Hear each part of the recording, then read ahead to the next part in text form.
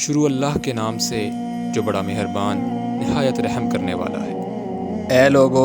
اپنے رب کی عبادت کرو جس نے تمہیں پیدا فرمایا اور ان لوگوں کو بھی جو تم سے پہلے تھے تاکہ تم عذاب سے بچ سکو،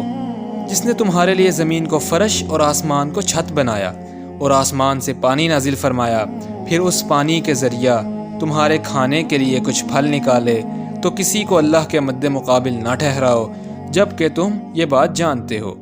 اور اگر تم شک میں ہو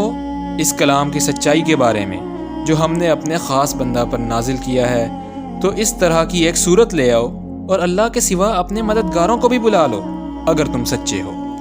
پھر اگر تم ایسا نہ کر سکو اور ہرگز نہ کر سکو گے تو ڈرو اس آگ سے جس کا ایندھن آدمی اور پتھر ہیں، جو کافروں کے لیے تیار کی گئی ہے، اور ان لوگوں کو خوشخبری دیجیے جو ایمان لائے اور نیک اعمال کیے، بے شک ان کے لیے ایسے باغات ہیں جن کے نیچے سے نہریں بہتی ہیں۔ جب کبھی ان کو ان باغات میں سے کوئی پھل کھانے کو دیا جائے گا تو وہ کہیں گے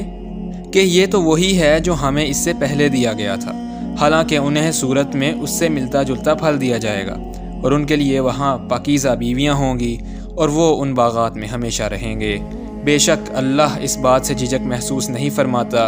کہ مچھر یا اس سے بڑھ کر کسی حقیر شے کی مثال بیان فرمائے، لہٰذا جو لوگ ایمان لائے تو وہ جانتے ہیں کہ یہ مثال ان کے رب کی طرف سے حق ہے، اور جنہوں نے کفر کیا تو وہ کہتے ہیں اللہ نے اس مثال سے کیا ارادہ کیا ہے۔ اس مثال سے اللہ بہت سے لوگوں کو گمراہ کرتا ہے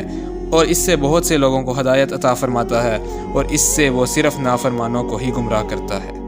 جو اللہ سے کیے ہوئے عہد کو توڑتے ہیں اسے پختہ کرنے کے بعد اور ان رشتوں کو کاٹتے ہیں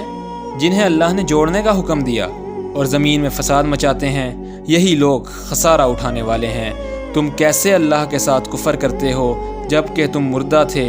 تو اس نے تمہیں زندہ فرمایا، پھر وہ تمہیں موت دے گا، پھر وہی تمہیں زندہ فرمائے گا، پھر تم اسی کی طرف لوٹائے جاؤ گے۔ وہی اللہ ہے جس نے تمہارے لیے پیدا فرمایا وہ سب کچھ جو زمین میں ہے، پھر وہ آسمان کی طرف متوجہ ہوا تو ان کو ٹھیک 7 آسمان بنا دیا، اور وہ ہر شے کا خوب جاننے والا ہے۔